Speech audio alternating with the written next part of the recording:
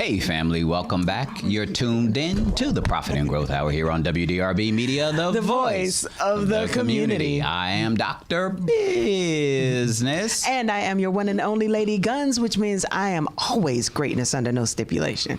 To my left is Tamara Porter, host of Growing Communities. Airing On Sundays at 12:30 Eastern Standard Time right here on Wdrbmedia. Excellent. And Karma Banks, Woman Recreated, host of Woman Recreated Radio, airing Tuesdays, 9 p.m. Eastern Standard Time. Excellent. you have some earrings on. Yes, I do. Black African women rock. Mm-hmm. Why do Black African women rock? Because we What do. else they do? You're making it seem as what if else everybody are they- knows this. There's And they should. skinheads, there are KKK people, there are people that think black women are ABWs, angry black women. There's rolling your eyes. there are your Moorish neck. people. Exactly. So, But they don't understand that understand that there's a whole grouping of individuals that don't appreciate, don't love, don't support the black woman. Well, I love and I support my sisters and myself. Excellent. The being from a black community, being a African American black female, black European, call me whatever you want, blackanese, black me please, all of that. We have a strong mindset. Some of us, I know I can't speak for black men, but I have heard and understand that they're moving targets the minute that they walk outside of their homes. I also apply that with, beside every strong man is a strong woman. With that, our responsibility to be mentally healthy is always under attack because we have great levels of expectation for what we are to deliver, how we're to deliver it, how fast we deliver it, how consistently our endurance for deliverance and all of that. Give me your perspective of mental health in the black community. Put them in the basement. Stick a TV in front of them. No. Lock the door. We're not. That's Uncle Pete. That's Uncle Pete on Soul Food, but that's because there's money in the TV. And you remember Well, Uncle Pete? He's on security. I actually wrote about that in my book. Really? Really? Yes, I did. Okay. Yes, I did. Your books. You brought them. Yes, I did. Good. There. Mr. Producer, can you please pass those to me? Thank you. Continue, please. No, that's not. We don't want to stick anyone in the basement. We don't Not the want top to. one. Thank you. Thank you. Okay. Not everyone, and because we're coming out and we're speaking about mental health now, not everyone should come out and say, hey, I'm bipolar or I'm schizophrenic. Because I'm thinking that that's what some people are assuming. But Assuming that a person is or that they should wear the label or... Yes. Whereas some of us are transparent, which I can come out and I can speak about my story. That's fine. But not everyone is strong enough to do so, and that's fine. But all of us need help, and all of us need to take care of ourselves. It's not cool to walk around and, you're rocking your Versace, your Gucci, but upstairs is not together. Is Watts and I'm sorry. Watts, them Velcro shoes from Walmart? Oh, okay. But that's how people cover up their pain, their hurt, the disadvantages that they have in life. Well, if I can wear it, and if I can fake it till I make it, and if I can throw on the facade and the pretty Trust face. me, I've seen it. My mother did that. My mother did that. She has schizophrenia. And I would watch her put on, she's gorgeous. Put on her makeup. Just gorgeous. And people would just gawk at her beauty. But that side was not taken care of. So it came out. You have to take care of your mental health. You have to. It's very important. And I feel that there's a lot of stigma, not just in our community, but it's stigma all over. If you go to get help, you're crazy. The people who are crazy are the ones who are not getting the help. And it is possible to break those generational cycles. And I look at mental health the same way I would look at our eating habits. You know, they would say, oh, well, I have high blood pressure. This runs in my family, diabetes. No, your eating habits, that's what runs in your family. And those behaviors as well, not taking care of the mental health, because I've seen it on both sides of my biological family. And when, you know, their inability to take care of the mental health, that is what caused me to go into foster care. And that's why I have this book right here. So it's all about, you know, ending the cycles. Everyone has the ability to do so, but there are some of our brothers and sisters who are afraid because they're afraid that they're going to be talked about. They're going to be someone is going to think they're crazy.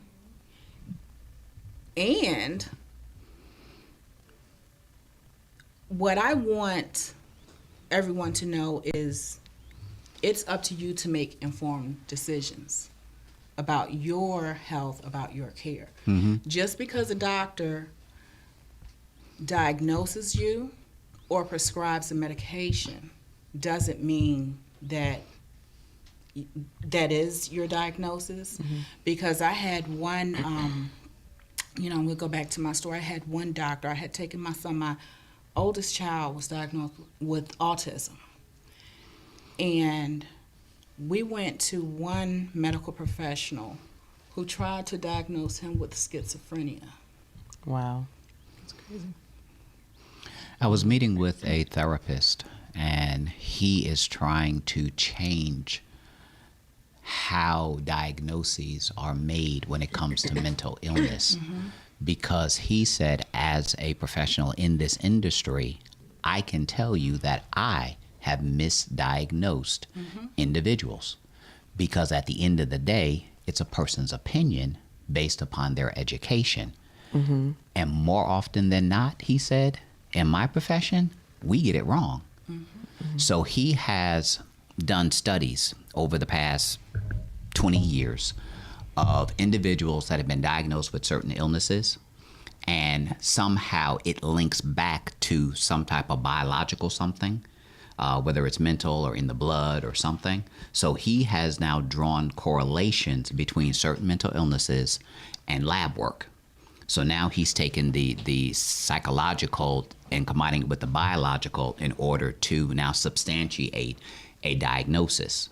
So that's what he's doing, and he's lecturing across the country, trying to get his colleagues and professionals to adopt certain lab testing in order to corroborate the diagnosis that these therapists are coming up with, because a lot of times they're not true. That is correct. It's not like cancer has you do a biopsy and you see that's what it is. You know, it's not like you break your arm and they can look at an x-ray and see this is what's wrong and this is how you remedy it. And I think the hard part is that as a child grows, that there may be a tapering or a tailoring to what that mental instability may be. So for me, when I lived in Germany, I worked with children that had emotional behavior disorders. And it was not because there was something chemically wrong with them, but in a military environment, you take an American out of the U.S., you give them a sponsor in a foreign country. They're communicating 3 to 6 months or 3 to 6 weeks before you arrive. So when you get there, your sponsor's there, here's your housing, here's where you're going, here's what you're doing. Everything is laid out for that service member and the family. There is no sponsor for that child that's used to going to Nana and Pop-Pop's house every day after church. There's no more friends. There's no more play dates. Nobody said that. I don't understand anything that you're saying anymore. So as a 2 or 3 year old, they don't know how to articulate, where in the hell are we? So they began to act out, which is why they define them as emotionally disturbed. And what I discovered in doing my observations and research was these kids didn't get to transition, they were plucked. Adults handle plucking a whole lot better than a child who is still learning this great, vast world around them. So that's when the military environment came up with family advocacy to give even your sponsor now, you have 4 kids, your sponsor would have 4 kids.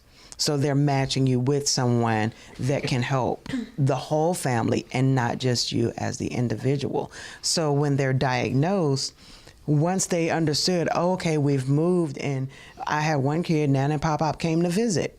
And it just like literally it was like, okay. But before they left, they kept saying, we're going to go back and then we're going to come and visit you again. So they actually talked to the kid.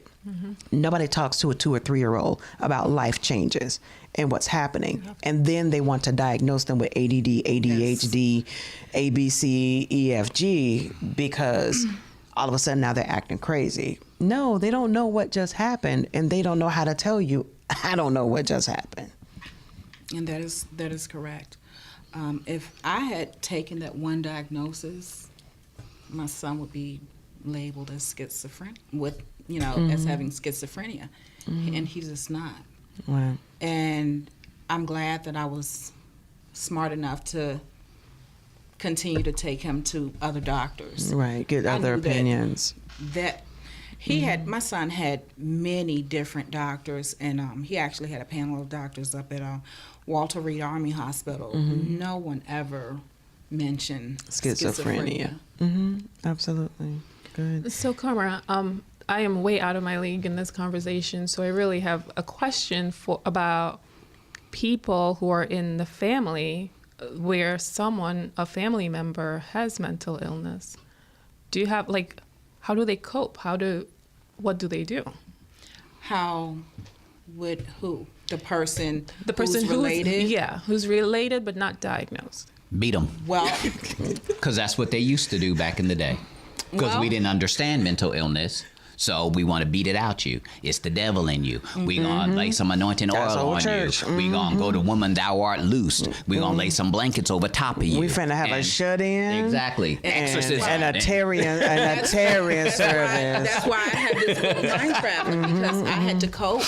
I had to cope with that as a child. And so as a child, dealing with seeing mental health issues, not only with my biological family, even some of the families where I was placed, some of the foster homes. So I just basically shut down and went into myself, went into a world of books and music. Right. And that's where I was. I mind traveled. It began at age 3. And it lasted throughout, my duration in foster care up until 18 years old. Wow. So the book is called Mind Traveling by Karma Banks. Traveling into the mind of a young girl in and out of foster care, plagued by a family turning a blind eye to mental health. Janera's love for her siblings, grandparents, and dreams of a better life motivates her. Janera thrives on conversations with God and creativity, all while fighting her battles. Uncovering generational secrets, Janera begins to question her identity and purpose in life. Rebellion causes her to run away from everything, including love. Mind Traveling is a riveting memoir that goes deep into the mind of a child with many thoughts and secrets while holding on to hope, life, and sanity. There's more on the back. I just wanted to get an excerpt. How can people find the book? How can they order it as well? The book is on Amazon. Mind Traveling is on Amazon.com. You can also download it on Kindle. It is on Apple iBooks. And you can also visit karmabanksonline.com and purchase it directly from my site. Excellent. And tuning into your show, Woman Recreated, you'll be covering topics from the book.